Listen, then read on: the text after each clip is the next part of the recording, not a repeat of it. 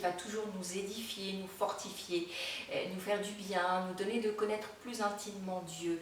Et il y a une question que Dieu nous pose, c'est qui donc aime la vie et désire voir des jours heureux. Je crois que c'est chacun d'entre nous, quel que soit notre parcours, quel que soit d'où nous venons, nous espérons toujours et nous courons toujours finalement après le bonheur sur cette terre. Alors Dieu nous dit, alors préserve ta langue du mal et tes lèvres des paroles trompeuses. Nous trouvons cela dans le psaume 34, versets 13 à 14.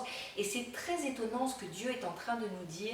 Il dit il y a une relation directe entre ta qualité de vie ici-bas et la façon, ta gestion de tes paroles. Ce qui sort de ta bouche va avoir forcément une implication dans ta vie. Non pas au-delà, parce que la parole nous dit que nous serons jugés par rapport à toutes les paroles vaines que nous aurons prononcées, mais il est question déjà sur cette terre que la qualité de notre vie est déjà atteinte par rapport à nos paroles. Alors je crois que ça vaut le coup de s'y arrêter quelques instants, et il y a des choses, je dirais des petits voyants rouges comme ça qui doivent s'allumer dans nos vies, dans nos journées. Il faut que nous apprenions à nous taire. Parler souvent ne va pas nous poser de problème. Nous aimons parler, nous aimons nous exprimer, mais je crois qu'il faut absolument qu'il y ait comme ça des feux rouges dans nos vies et que quand ça arrive, nous disions stop, je ne peux pas continuer plus loin, il faut que je me taise.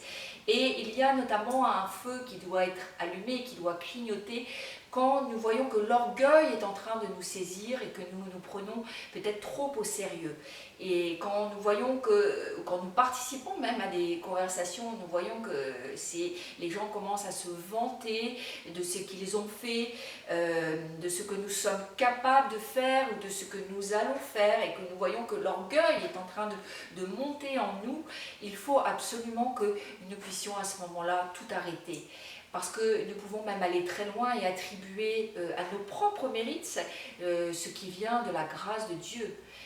La parole nous dit dans 1 Corinthiens chapitre 10 verset 12 « Ainsi donc que celui qui croit être debout fasse attention à ne pas tomber ». Voilà, nous pouvons être saisis rapidement par l'orgueil et nous devons toujours nous rappeler d'où nous venons, et que c'est ce que Dieu nous rappelait aussi, ce que Dieu a fait dans nos vies pour nous élever.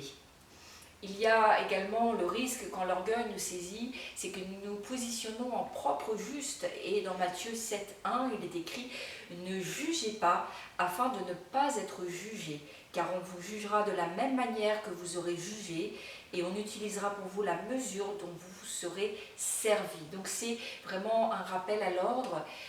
Nous devons faire attention de ne pas juger les autres.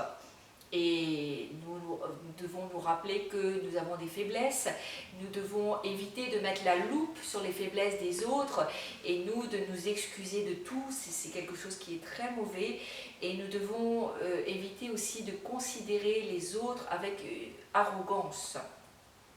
Nous devons nous rappeler que par-dessus tout il y a la grâce de Dieu, et que, effectivement, si nous en sommes là, c'est par la grâce de Dieu, que tout est par grâce. Donc nous devons rester humbles, que ce soit devant Dieu ou devant les autres. Et je dis souvent, et j'aime dire que les affaires de Dieu, c'est très sérieux, mais que nous ne devons pas nous prendre au sérieux. Soyez pleinement bénis, je vous dis à très bientôt pour un autre enseignement.